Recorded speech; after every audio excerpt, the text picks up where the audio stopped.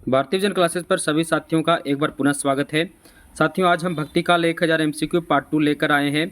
आपको बता दें कि प्रतिदिन रात्रि 8 बजे 50 महत्वपूर्ण प्रश्नोत्तरी हो रही है भारतीय विजन क्लासेस पर। तो जितने भी हिंदी साहित्य के विद्यार्थी हैं, आपके लिए यह क्लास बहुत ही महत्वपूर्ण है। आप इस क्लास में जुड़कर अपनी तैयारी की जाँच कर सकते हैं। यह class UGC NET, PGT, TGT, UP TGT PGT, MP TET, JSSC, BPSC, JTET, state, इसके अलावा जितने भी प्रतियोगी परीक्षा है जिसमें आपका हिंदी साहित्य का इतिहास लगा हुआ है आपके सिलेबस में, तो यह क्लास आपके लिए बहुत ही महत्वपूर्ण है। इस क्लास में आप अपनी तैयारी की जांच कर सकते हैं कि आपकी तैयारी कैसी है। तो आज हम 50 महत्वपूर्ण प्रश्नों को देखेंगे और आज के प्रश्न परीक्षा की दृष्टि से बहुत ही महत्वपूर्ण है। यहाँ से परीक्षा में कम से कम 5 से 10 प्रश्न फंसेंगे। तो चलिए प्रारंभ करते हैं एक एक प्रश्नों को। पहला प्रश्न है, भक्ति के संदर्भ में कौन से कथन सही हैं? ईश्वरोपासना के साधनों में कर्म, ज्ञान, योग और भक्ति की गणना की गई है। बिल्कुल सही है। सहज साध्य होने के कारण आचार्यों ने भक्ति मार्ग की प्रमुखता दी है। ये भी सही है। भक्ति मार्ग का प्रमुख संप्रदाय भागवत धर्म है, जिसका उदय ईसा के लगभग 1400 वर्ष पूर्व अनुमानित है। ये भी सही है। भागवत धर्म अपनी प्रथमावस्था में एकेश्वरी भक्ति का प्रतिपादक था। आगे चलकर इसके 2 उपभेद हो गए। ये गलत है, क्योंकि इसमें 2 नहीं, भागवत धर्म में 4 उपभेदों की बात है। कितने उपभेद की बात है? तो 4 उपभेदों की बात है। वो 4 उपभेद हैं श्री संप्रदाय, ब्राह्मण संप्रदाय, रुद्र संप्रदाय और सनकादि संप्रदाय। तो यह जो कथन है ये सही नहीं है। बाकी 1, 2, 3 ये तीनों क्या है? सही है। तो इसका सही ऑप्शन 1, 2, 3 वाला कौन सा है? तो ये इसका सही आंसर है। अगला प्रश्न को हम देखते हैं, बहुत ही महत्वपूर्ण है।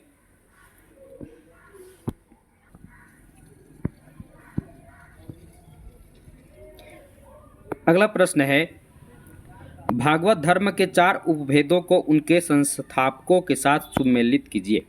चलिए सुमेलित करते हैं। सबसे पहले श्री संप्रदाय। पहला क्या मेरा है? श्री संप्रदाय। तो श्री राम इसे याद रखना है, श्री राम। तो रामानुजाचार्य।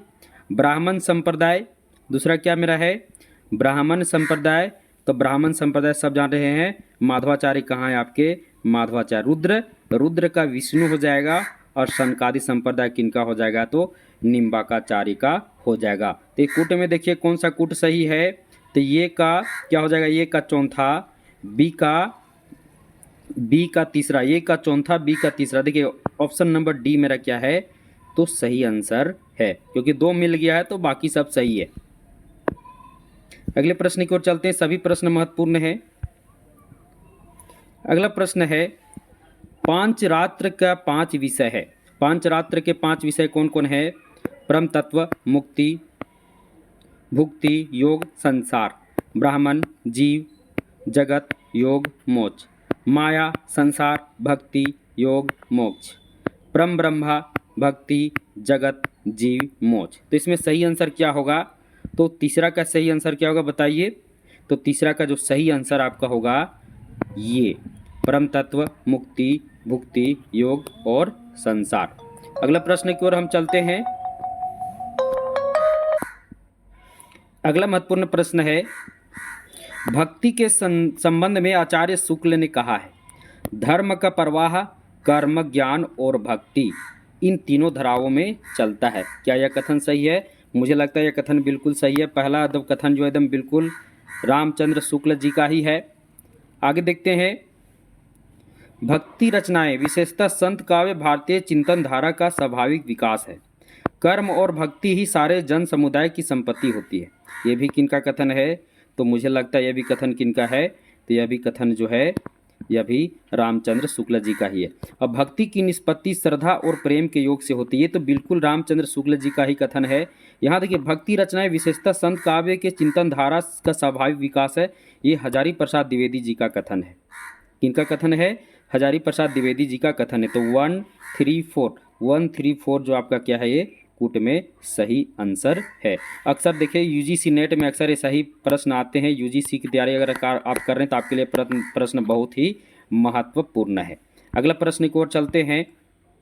साथियों, आपको बता दें कि भारतीय विजन क्लासेस पर प्रतिदिन टेलीग्राम पर टेस्ट भी हो चल रहा है। इसके अलावा अगर आपको संपूर्ण हिंदी साहित्य से हस्तलिखित अगर नोट्स चाहिए तो आप हमारे डिस्क्रिप्शन में भारतीय विजन क्लासेस का टेलीग्राम लिंक है, वहाँ से भी ज्वाइन कर सकते हैं या हमसे डायरेक्ट कॉन्टेक्ट करके संपूर्ण हिंदी साहित्य से संबंधित नोट्स ले सकते हैं। अभी झारखंड में सीजीएल की तैयारी चल रही है, यानी जिसमें जेएसएससी में आप देखे होंगे, जेएसएससी में पेपर टू अगर आप हिंदी लिए हैं तो उसका संपूर्ण नोट्स मेरे पास उपलब्ध है, हस्तलिखित नोट्स, आप हमसे कांटेक्ट कर सकते हैं। चलिए अगले प्रश्न की ओर चलते हैं, समय को हम बर्बाद नहीं करेंगे।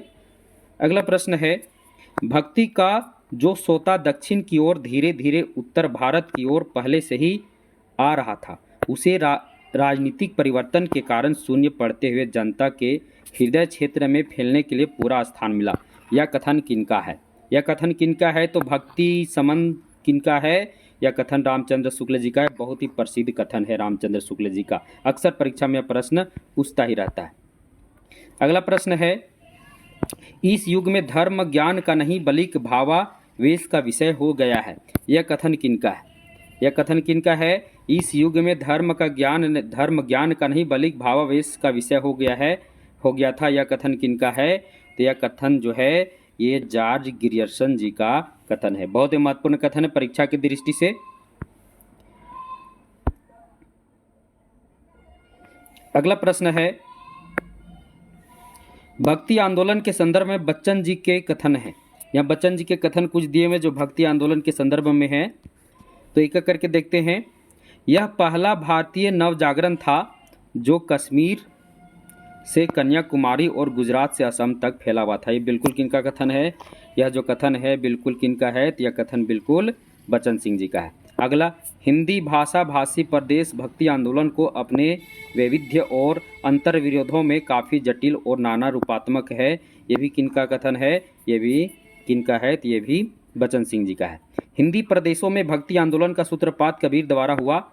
ऐसे मुसलमान द्वारा जो वेद को नहीं मानता तो नहीं मानता, किताब को भी नहीं मानता, तो ये यहाँ किताब हो सकता है, किताब को भी नहीं मानता। ये भी कथन किनका है? तो ये भी कथन बच्चन सिंह जी का है। हजारी प्रसाद द्विवेदी ने भक्ति साहित्य को हत दर्प पराजित जाति का साहित्य माना। यह कथन बच्चन सिंह जी का नहीं है। या ऑप्शन देखिए, ऑप्शन आप मिला लीजिए 1 2 3 किस में है? तो आपका कूट में ऑप्शन नंबर ये में क्या है? 1 2 3 है। आज का प्रश्न थोड़ा कठिन प्रश्न है लेकिन बहुत ही महत्वपूर्ण है, खासकर यूजीसी नेट के लिए प्रश्न बहुत ही महत्वपूर्ण है। लेकिन अब देखा जा रहा है कि सभी प्रतियोगी परीक्षा में इसी तरह के प्रश्न आने लगे हैं, तो सभी के लिए प्रश्न बहुत ही महत्वपूर्ण है। आज जितने भी प्रश्न हैं सभी प्रश्न क्या है? बहुत ही महत्वपूर्ण है। अगला प्रश्न है, भक्ति आंदोलन के संदर्भ में किसने लिखा कि बिजली की चमक के समान अचानक इन समस्त पुराने धार्मिक मतों के अंधकार के ऊपर एक नई बात दिखाई दी? गार्सा दत्तासी ने, जॉर्ज ग्रियर्सन ने, जॉन गिलक्राइस्ट ने या पिंकार्ट ने? तो किसने कहा? तो यह कथन जो है जॉर्ज ग्रियर्सन जी का कथन है। किनका है? जॉर्ज ग्रियर्सन जी का है। बिजली की चमक जहां आपको दिख गया लिखा हुआ, किनका कथन है? तो जॉर्ज ग्रियर्सन जी का कथन है। आगे बढ़ते हैं अगले प्रश्न की ओर। अगला प्रश्न है, धर्म की दृष्टि में सभी समान माने गए पर सामाजिक व्यवहार में जाति भेद की मर्यादाएं बनी रहीं। भक्ति आंदोलन के संबंध में यह कथन किसका है? धर्म की दृष्टि में सभी समान माने गए पर सामाजिक व्यवहार में जाति भेद की मर्यादाएं बनी रहीं। भक्ति आंदोलन में यह संबंध किनका है? शिव सिंह सेंगर का, रामचंद्र शुक्ल का, हजारी प्रसाद द्विवेदी का या रामस्वरूप चतुर्वेदी का? तो किनका कथन है? तो ये कथन जो है हजारी प्रसाद द्विवेदी जी का है। किनका है? हजारी प्रसाद द्विवेदी जी का है। अगला प्रश्न है, अब भक्ति सिद्धांतों के उनके आचार्यों के साथ सुमेलित करेंगे। सबसे पहले चलते हैं द्वैतवाद। किसको चलते हैं? द्वैतवाद। तो द्वैतवाद माधवाचार्य, अब देखिए द्वैतवाद, विशिष्टा द्वैतवाद चलते हैं। विशिष्टा द्वैतवाद सीधे रामानुजाचार्य की ओर चला जाएगा। अद्वैतवाद किनका हो जाएगा? तो अद्वैतवाद किनका हो जाएगा? ये अद्वैतवाद विष्णु की ओर चला जाएगा। और द्वैतवाद तो द्वैतवाद किनका हो जाएगा? तो आचार्य निम्बार्काचार्य का हो जाएगा। तो मिला लीजिए कौन सा कूट सही है? ये का चौथा, बी का तीसरा, सी का दूसरा ए का चौथा, बी का तीसरा, सी का दूसरा। देखिए आपका ऑप्शन नंबर कौन है, डी इसका क्या है सही विकल्प कूट में दिया हुआ है। अक्सर ऐसे प्रश्न अब सभी प्रतियोगी परीक्षाओं में आने लगे हैं, तो इसको मिलाकर चलना। अब निम्नलिखित भक्ति सिद्धांतों के समयानुसार सही अनुक्रम को चुनना है। अद्वैतवाद, द्वैताद्वैतवाद, शुद्धाद्वैतवाद, पंचित्य भेदा भेद, अब देखिए द्वैताद्वैत, शुद्धाद्वैतवाद। अब मिलाना है कौन सबसे पहले आया, हमको ये मिलाना है सबसे पहले कौन आया। तो सबसे पहले कौन आया, सबसे पहले सबको जानते हैं द्वैतवाद सबसे पहले आया था। अद्वैतवाद ऑप्शन में कहाँ मेरा है, तो अद्वैतवाद जो मेरा है ऑप्शन में शुरू में ही है। अद्वैतवाद सबसे पहले आया, याद रखना। अद्वैतवाद जब सबसे पहले आए तो बाकी सारे ऑप्शन सही हैं, तो ऑप्शन नंबर ये इसका क्या हो जाएगा, सही हो जाएगा। अगला प्रश्न है, अब वहाँ तो सभी जितने भी सिद्धांत दिए थे अब उसके जो प्रवर्तक हैं उनके बारे में दिए, संप्रदाय के प्रवर्तक। अब मिला लेते हैं, अब इसमें कौन सबसे पहले होगा। तो सबसे पहले किनका समय है, तो सबसे पहला समय जो है रामानुजाचार्य का रहा है। अगर समय की बात किया जाए, वैष्णव धर्म में निम्नलिखित आचार्यों का समय अनुसार सही अनुक्रम है, तो सबसे पहले किनका नाम आ जाएगा, सबसे पहले रामानुजाचार्य का आ जाएगा। उसके बाद विष्णु स्वामी है, निम्बार्काचार्य है, वल्लभाचार्य है। रामानुजाचार्य सबसे पुरानिक है, सबसे प्रथम आचार्य माने जाते हैं, तो बी ऑप्शन क्या है, बिल्कुल सही है। अगला प्रश्न को देखते हैं, इसमें भी कूट का प्रश्न दिया हुआ है। प्रश्न है, निम्नलिखित संप्रदायों को उनके संस्थापकों के साथ सुमेलित कीजिए। अब मिलाते हैं एक एक करके सभी को। प्रश्न बहुत ही महत्वपूर्ण है परीक्षा की दृष्टि से। तो सबसे वारकारी जो जानते हैं उसको पहले मिलाइए। पुंडलिक, वारकारी किनका हो जाएगा, पुंडलिक। परम ब्रह्मा संप्रदाय, परम ब्रह्मा जो है ये दादू दयाल जी का है, तो दादू दयाल हो गया। परम ब्रह्मा किनका हो गया, दादू दयाल हो गया। अब उदत्ती संप्रदाय, उदत्ती संप्रदाय किनका है, उदत्ती संप्रदाय जो है स्वामी नारायण जी का है। अब तीन आपका मिल गया तो इसी मिल जाएगा, तो बी का तीसरा, सी का दूसरा, बी का तीसरा, सी का दूसरा, बी का तीसरा, सी का दूसरा और डी का पहला आ गया मेरा। तो ऑप्शन नंबर सी मेरा क्या है, बिल्कुल सही आंसर है। अगला प्रश्न है, कूट का ही प्रश्न फिर से आ गया है। आधुनिक भारतीय आर्य भाषाओं में तमिल कौन सा कथन सही है। आधुनिक भारतीय आर्य भाषाओं में तमिल दिव्य प्रबंध को कृष्ण काव्य का आदि रूप माना गया है। दूसरा है, ब्रज के कृष्ण काव्य में मैदानों के चारगाहों, यमुना, श्याम, पुष्पोवृक्षों आदि का वर्णन हुआ है, जबकि आलवार कृष्ण काव्य में सागर संदर्भ और उनसे जुड़े अप्रस्तुतों की बहुतायत है। एक और भूमि सीमित मध्य देश और दूसरी ओर तमिल क्षेत्र का लंबा सागर तट इस वैशिष्ट्य का हेतु है। आचार्य रामचंद्र शुक्ल के अनुसार किसी भी भक्तिकालीन कवि ने सागर वर्णन नहीं किया है। तो सही विकल्प को चुनना है, क्या करना है, तो सही विकल्प को चुनना है। यहाँ देख लीजिए, विकल्प नंबर 1 बिल्कुल सही है, विकल्प नंबर 2 ये भी सही है, विकल्प नंबर 3 ये भी सही है। तो आचार्य शुक्ल ने भक्ति काल माने ये जो कहा गया भक्ति काल के कवि ने सागर वर्णन नहीं किया है रामचंद्र शुक्ल जी के अनुसार, यह विकल्प क्या है, यह विकल्प सही नहीं है। तो ऑप्शन इसका क्या जाए, 1 2 3 ऑप्शन नंबर सी, क्योंकि भक्ति काल में जो कवि थे भक्तिकालीन कवि उन्होंने सागर का भी वर्णन किए हैं, नहीं किए ऐसा बात नहीं है। अगला प्रश्न है, कूट वाला ही प्रश्न है। निम्नलिखित कथन ये और कारण आर को ध्यानपूर्वक पढ़कर कूट की सहायता से सही उत्तर चुनिए। कथन क्या है, भक्ति काव्य हिंदी समाज के उदारतम चेतना का दस्तावेज है। कबीर, जायसी, सूर, तुलसी, मीरा इस युग के श्रेष्ठ कवि हैं। कारण पढ़ते हैं, भक्ति काव्य हिंदू, मुसलमान, ब्राह्मण, दलित, पुरुष, स्त्री सभी वर्गों को साझा रचना कर्म है, भले ही वर्ग सामान्य तौर पर समाज में अपना अलगाव बनाए रखते हों। तो अब देखते हैं इसका इसमें ऑप्शन मेरा सही क्या होगा। मुझे लगता है कि पहला तो बिल्कुल सही है, क्योंकि कबीर, जायसी, सूर, तुलसी, मीरा इस युग के श्रेष्ठ कवि हैं। और हमें लगता है कि भक्ति काव्य में कहा गया कि सभी को एकता लेकर चला गया था, क्योंकि जितने भी कवि थे समाज सुधारक कवि हुए, समाज को सुधारने का काम किए। तो हमें लगता है इसका कथन और कारण दोनों सही है, तो ए और आर दोनों सही होगा।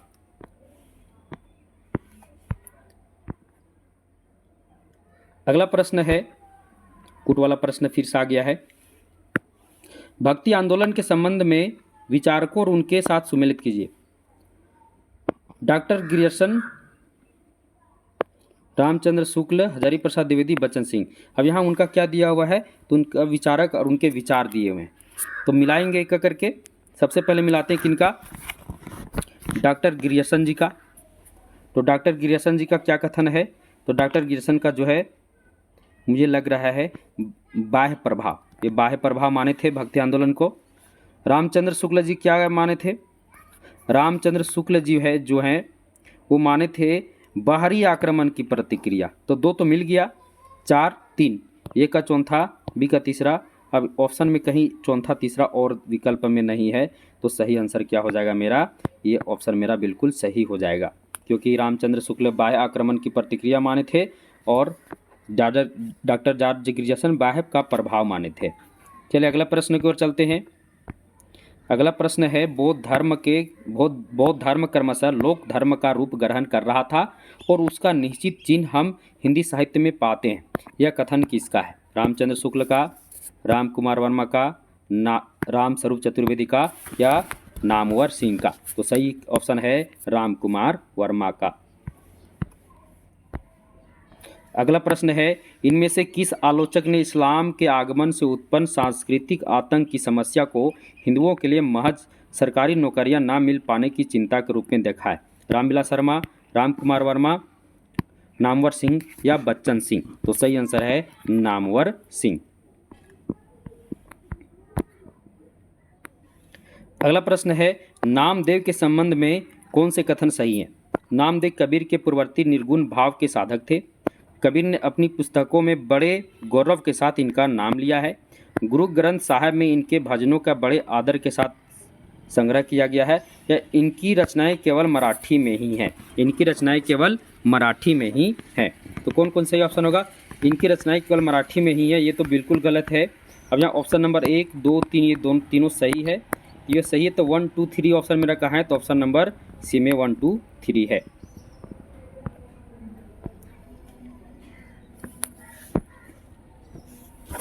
अगला प्रश्न है प्रश्न नंबर 20, कबीर के संदर्भ में आचार्य रामचंद्र शुक्ल ने लिखा है, हिंदी प्रदेश में कबीर पहले व्यक्ति हैं जिन्होंने संस्कृत को कूप जल और भाखा को बहता नीर कहा। कबीर ने जिस प्रकार एक निराकार ईश्वर के लिए वेदांत का पल्ला पकड़ा, उसी प्रकार उस निराकार ईश्वर की भक्ति के लिए सूफियों का प्रेम तत्व लिया। निर्गुण मार्ग की निर्दिष्ट प्रवर्तक कबीरदास ही थे। भक्ति के उत्थान काल के भीतर हिंदी भाषा की कुछ विस्तृत रचना पहले कबीर ही की मिलती है। अब इसमें देखना कूट में कौन मेरा सही है, कूट में लेकर चलेंगे तो हिंदी प्रदेश में कबीर पहले व्यक्ति जिन्होंने संस्कृत को यहाँ देखिए संस्कृत तो कबीर से जुड़ा हुआ उतना है ही नहीं, तो ये ऑप्शन तो गलत है। बाकी ऑप्शन मुझे लग रहा है सही है, तो ऑप्शन 2 3 4 तीनों सही है, तो 2 3 4 आएंगे। ऑप्शन नंबर डी मेरा क्या होगा, सही विकल्प होगा। अगला प्रश्न है, कबीर की भाषा में जो रहस्यवाद मिलता है वह बहुत कुछ उन प्रभाषिक संज्ञाओं के आधार पर है जो वेदांत और हठ योग में निर्दिष्ट हैं। यह कथन किसका है, रामचंद्र शुक्ल जी का, हजारी प्रसाद द्विवेदी का, राम स्वरूप चतुर्वेदी का या बच्चन सिंह का। सही ऑप्शन है रामचंद्र शुक्ल जी का। अगला प्रश्न है, तात्विक दृष्टि से ना हो तो हम इन्हें कबीर को पूरे अद्वैतवादी कह सकते हैं और न एकेश्वरवादी। करें तात्विक दृष्टि से ना तो हम इन्हें पूरे अद्वैतवादी कह सकते हैं और ना ही एकेश्वरवादी, यानी कबीर के बारे में करें तो कबीर से संबंधित यह कथन किनका है, हजारी प्रसाद द्विवेदी का, रामचंद्र शुक्ल का, राहुल सांकृत्यायन का या माता प्रसाद गुप्त का। तो इसका सही आंसर है रामचंद्र शुक्ल जी का। आगे बढ़ते हैं। अगला प्रश्न है, मैं कहता हूँ आँखन देखी, तू कहता है कागद लिखी। इस पंक्ति का आशय है, ये पंक्ति किनका प्रसिद्ध कथन है, कमेंट बॉक्स में बताइएगा। ये पंक्ति लिखकर कमेंट बॉक्स में जो जिनका प्रसिद्ध ये पंक्ति है उनके बारे में लिखिएगा, जिसका भी प्रसिद्ध कवि का है। अब इसके बारे में यहाँ कौन सा कथन सही है, प्रत्यक्ष ज्ञान और पुस्तकीय ज्ञान एक ही हैं। प्रत्यक्ष ज्ञान को ही पुस्तकों में लिखा जाता है। प्रत्यक्ष ज्ञान पुस्तकीय ज्ञान से ही हीन है, स्वानुभव शास्त्रीय ज्ञान से बड़ा है। तो ऑप्शन नंबर क्या हो जाए इसका, स्व अनुभव जो है, स्व अनुभव शास्त्रीय ज्ञान से बड़ा है, क्योंकि तू, मैं कहता हूँ आँखें देखी, तू कहता है कागज की लिखी। यानी कबीर दास आंखों देखा पर यानी स्वयं किसी चीज़ को जब स्वयं नहीं देखते थे तब तक भरोसा नहीं करते थे, यानी कागज पर लिखी हुई बातों पर भरोसा नहीं करते थे। इसलिए स्वानुभव, स्वानुभव का मतलब हुआ खुद देखकर अनुभव करना, वही उसी को वो शास्त्रीय ज्ञान को महत्व कम और खुद से देखी हुई बातों को ज़्यादा मानते थे।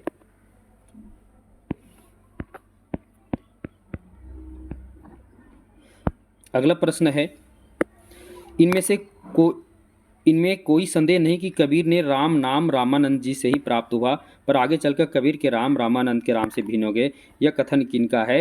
यह कथन बिना सोचे समझे समझ लीजिए ये रामचंद्र शुक्ल जी का ही है, क्योंकि बहुत ही प्रसिद्ध है, कई बार प्रतियोगी परीक्षा में यह पूछ चुका है। अगला प्रश्न है, आचार्य रामचंद्र शुक्ल के अनुसार कबीर ने अपनी साखियों में सधुकड़ी भाषा का प्रयोग किया है। सधुकड़ी से उनका अभिप्राय है ब्रज भाषा मिश्रित पूर्वी बोली, ब्रज भाषा मिश्रित खड़ी बोली, राजस्थानी पंजाबी मिली खड़ी बोली, या 5 भाषाओं से मिश्रित भाषा। तो सही आंसर क्या होगा? तो सही आंसर होगा 26 का मेरा, राजस्थानी पंजाबी से मिली खड़ी बोली, यानी ऑप्शन नंबर सी। अगला प्रश्न है, सूरा सो पहचानिए लरे दिन के हेत, पुरजा पुरजा कटी मरे कबहू न छाड़े खेत। इस दोहे के माध्यम से कबीर ने क्या संदेश दिया है? रणभूमि में मरकर मिट जाना ही क्षत्रिय धर्म है। वीर पुरुष अंग भंग होने के बावजूद भी युद्ध भूमि में नहीं छोड़ते। देशभक्ति के लिए मर मिटना ही वीरों का लक्ष्य है। और डी है, दीन दुर्बल गरीबों के लिए संघर्ष करने वाला ही सूरवीर है। तो सही आंसर क्या होगा? तो सही आंसर है, सूरा सो पहचान ये लड़े दिन की है, जो दिन यानी गरीब दुर्बल के लिए लड़ता है, संघर्ष करता है। तो यहाँ इसमें सही ऑप्शन मेरा क्या है? सही ऑप्शन ऑप्शन नंबर डी है।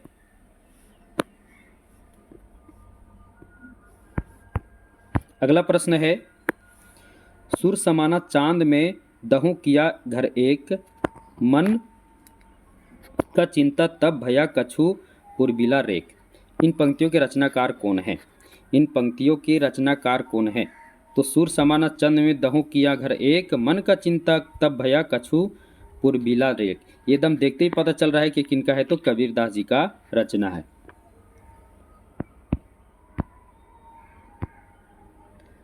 अगला प्रश्न है, प्रश्न नंबर 29, दुल्हिनी गावहू मंगलाचार, हम घारी आवे हो राजा राम भरतार।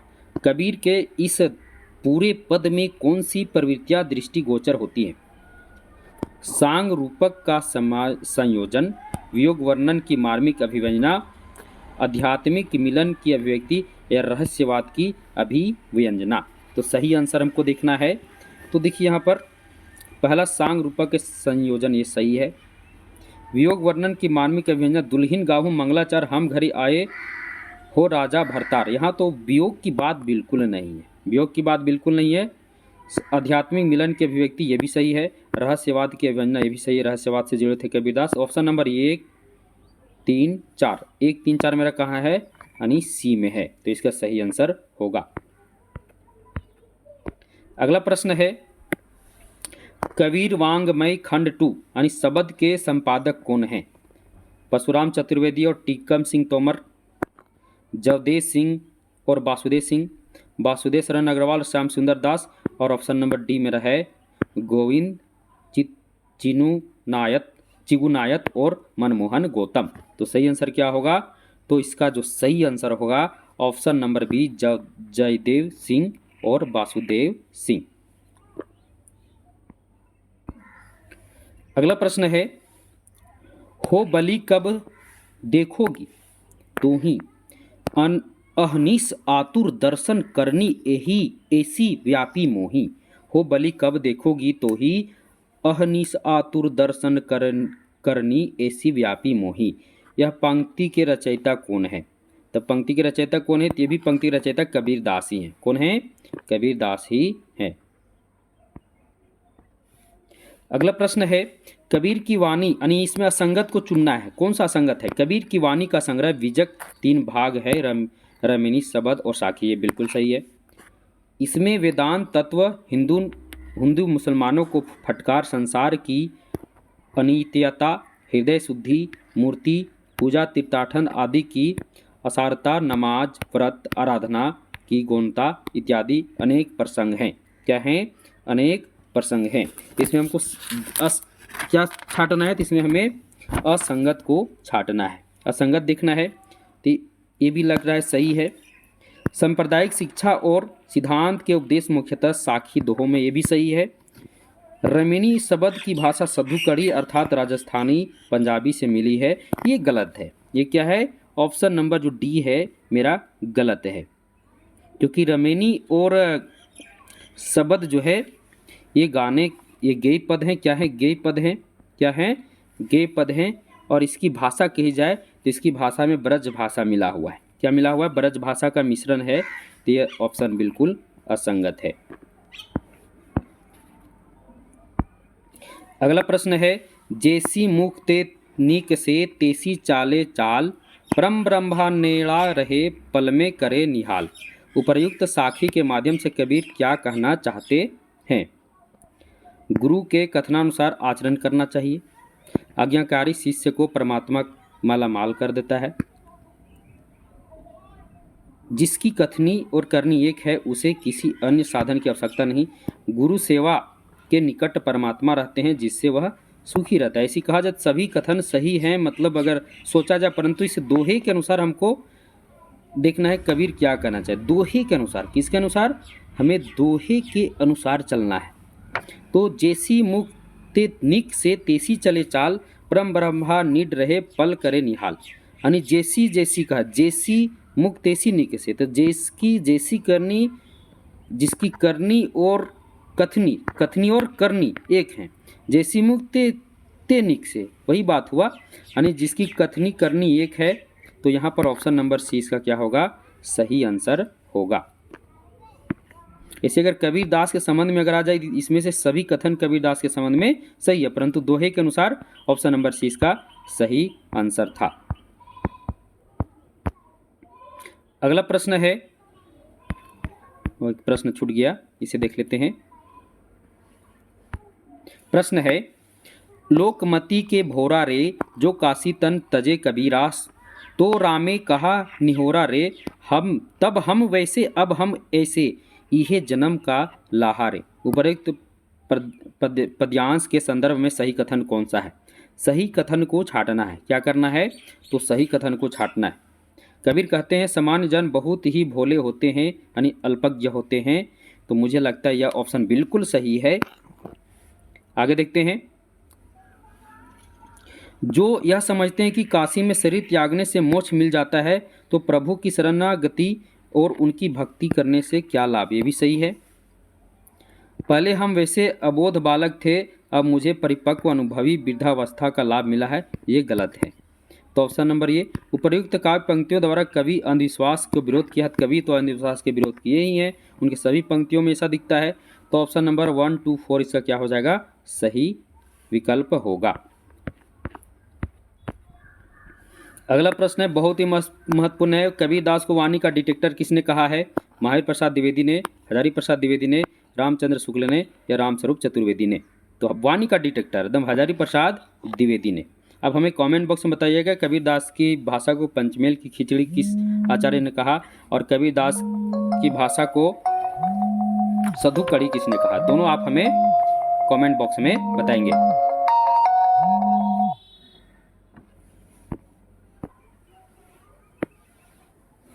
अगला प्रश्न है, ज्ञान मार्ग की बातें कबीर ने साधु सन्यासियों से ग्रहण की, जिनमें सूफियों के सत्संग से उन्होंने प्रेम तत्व का मिश्रण किया और अपना एक अलग पंथ खड़ा किया। यह कथन किसका है? यानी कहने का इस तात्पर्य, ज्ञान मार्ग की बातें कबीर ने साधु सन्यासों से ग्रहण की और जिसमें सूफियों के सत्संग उन्होंने प्रेम तत्व को मिश्रण हुआ उनके जीवन में, और उन्होंने एक अपना एक अलग पंथ खड़ा किया, कबीर पंथ। तो यह कथन किनका है? यह कथन किनका है? यह कथन किनका है? तो प्रसिद्ध कथन अक्सर याद रखिएगा, तो रामचंद्र शुक्ल जी का ही है। अगला प्रश्न है, बहुत ही महत्वपूर्ण प्रश्न ये भी है। चंद या जायसी हिंदू मुस्लिम युद्ध का वर्णन करके कभी भी कहीं पक्षधर नहीं होते, और कबीर तो इस पक्षधरता के ही सबसे बड़े विरोधी हैं। यह कथन किसका है? यह कथन किसका है? ऑप्शन यहाँ है हजारी प्रसाद द्विवेदी, राम स्वरूप चतुर्वेदी, नामवर सिंह और बच्चन सिंह। तो यह कथन किसका है? यह कथन जो है राम स्वरूप चतुर्वेदी जी का है। अगला प्रश्न है, वे मुसलमान होकर भी असल में मुसलमान नहीं थे, वे हिंदू होकर भी हिंदू नहीं थे, वे साधु होकर भी साधु नहीं थे, वे वैष्णव होकर भी वैष्णव नहीं थे। यह कथन किसका है? यह कथन किसका है? रामचंद्र शुक्ल जी का, श्याम सुंदर दास जी का, हजारी प्रसाद द्विवेदी का या रामविलास शर्मा का? तो सही विकल्प है हजारी प्रसाद द्विवेदी जी का। अगला प्रश्न है, कबीर के पंक्तियों से संबंधित है। कबीर की काव्य पंक्तियां हैं, नाम अमल उतरे ना भाई, मितऊ मड़ैया सुनी करी गेलो। देखते जाना, एक एक पंक्ति को ध्यान से देखना। भीजे चुनरिया प्रेम रस बुंदन, और चौथा है गगन की ओर निशाना है। गगन की ओर निशाना है, ये तो एकदम कबीरदास जी का ही क्या है, पंक्ति है, गगन की ओर निशाना है। भीजे चुनरिया प्रेम रस बुंदन, ये भी किनका है? हजारी प्रसाद द्विवेदी कबीरदास का ही है। मितऊ मड़ैया सुनी करी गेलो, ये नहीं है। नाम अमल उतरे ना भाई, ये भी क्या है? तो कबीरदास का है। तो 1 3 4 1 3 4 सही विकल्प है।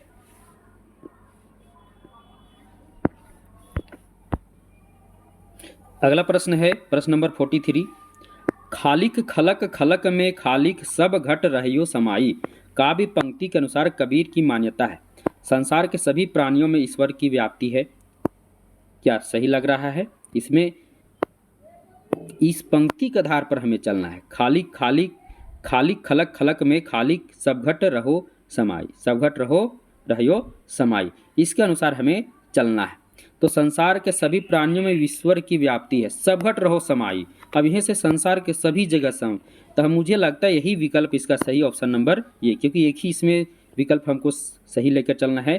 तो यहाँ सब घट रहियो समाई यानी सब जगह व्याप्त, कहाँ? तो यहाँ तो लिखा हुआ ईश्वर की व्याप्ति है सभी प्राणियों में। तो ऑप्शन नंबर ये क्या होगा? इसका सही आंसर होगा।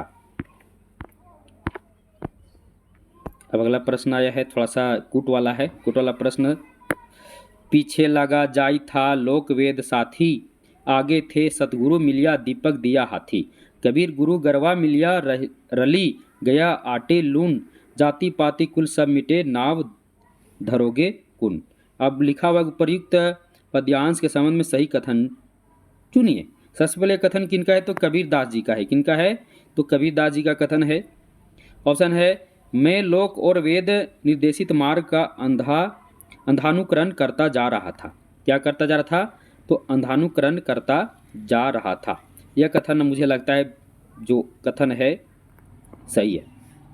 आगे मुझे सदगुरु मिल गए जिन्होंने ज्ञान को प्रदर्शित करने वाला दीपक मेरे हाथ में दे दिया, जिससे मैं सही लक्ष्य पा सका। ये नहीं है, नहीं ये भी सही है। आगे मुझे देखिए, आगे थे सदगुरु मेरा दीपक दिया हाथी, ये भी सही है। ये भी क्या है? सही है। कबीर कहते हैं लालची गुरु आटा दाल संग्रह में लगे रहते हैं, और जाति पाति कुल आदि मिट जाने पर नाम लेने वाला कौन रहेगा। तो ये तो जाति पाति मिट जाने की तो बात, वो तो चाहते थे कि जाति पाति कुल सब मिट जाए, ये तो चाहते थे, तो ये तो होगा ही नहीं। कबीर कहते हैं लालची गुरु आटा दाल संग्रह में लगे रहते हैं, ये भी उन्होंने कभी नहीं कहा, गुरु को लालची कभी नहीं कहा है। तो यहाँ ऑप्शन नंबर 1 और 2 क्या है? इसका सही आंसर है। अगला प्रश्न है, कबीर को स्वभाव से फक्कड़ और आदत से अक्कड़ किसने कहा? कबीर को स्वभाव से फक्कड़ और आदत से अक्कड़, देखिए याद रखिएगा, नामवर सिंह, बच्चन सिंह, रामविलास शर्मा या हजारी प्रसाद द्विवेदी। तो सही आंसर है हजारी प्रसाद द्विवेदी। अगला प्रश्न है, निर्गुण मार्गी कबीर और जायसी जगह जगह हिंदू और तुरक की चर्चा करते हैं, पर क्या वजह है कि सगुण भक्त कवि सूर और तुलसी के विशाल वांग में हिंदू या तुरक का प्रायः नगण्य प्रयोग मिलता है? यह कथन किसका है? रामस्वरूप चतुर्वेदी का, बच्चन सिंह का, वासुदेव सिंह का या नामवर सिंह का? तो सही आंसर क्या होगा? Option number A Ramswaroop Chaturvedi का।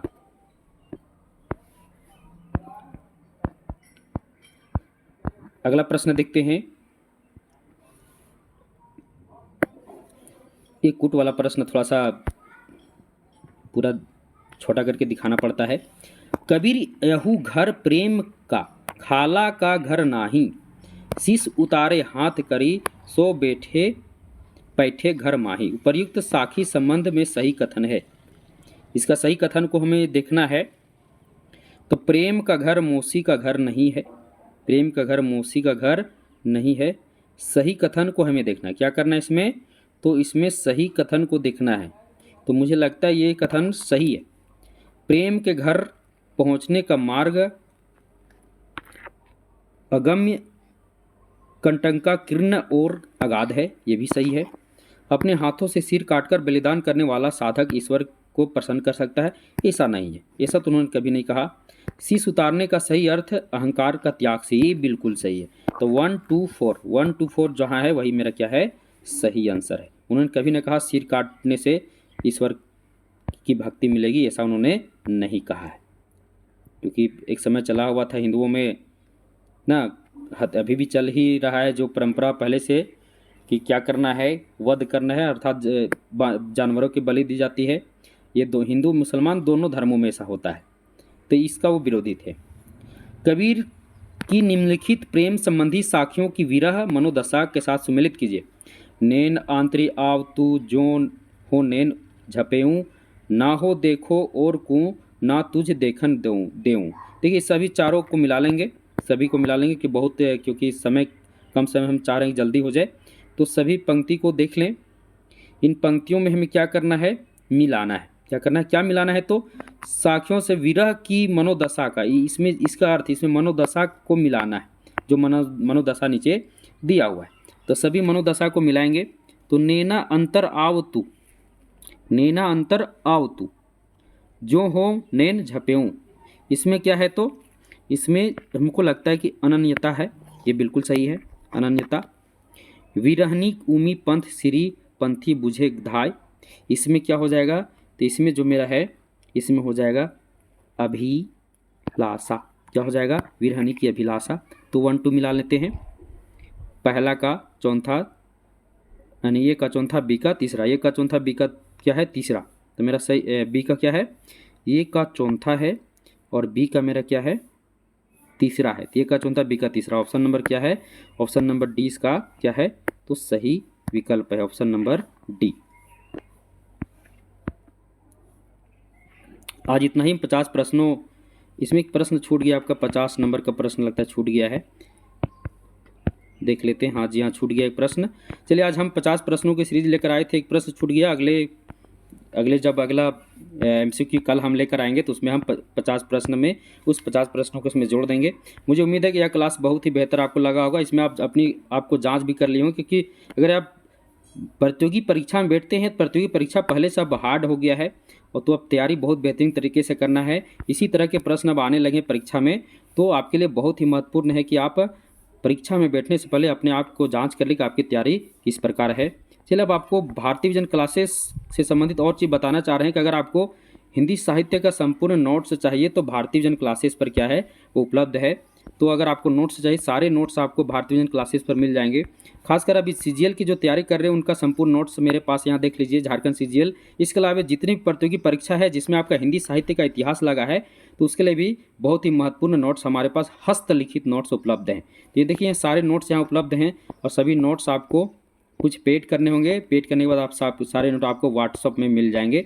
आपको हमसे जुड़ना है तो भारतीय विजन क्लासेस को सर्च कीजिए टेलीग्राम में, या फिर डिस्क्रिप्शन में मेरा लिंक दिया हुआ है। इसके अलावा संपूर्ण हिंदी साहित्य का एक ही जगह सारा लिंक दिया हुआ, जो आपको वीडियो के डिस्क्रिप्शन बॉक्स में आपको दिया, वहाँ से आप सभी वीडियो प्रारंभ से देख सकते हैं पूरा संपूर्ण हिंदी साहित्य को। साथियों, मुझे उम्मीद है कि यह वीडियो क्लास आपको बहुत ही बेहतर लगा होगा। कल फिर पुनः हम रात्रि 8 बजे भक्ति काल MCQ पार्ट 3 लेकर आएंगे। तब तक के लिए सभी को धन्यवाद।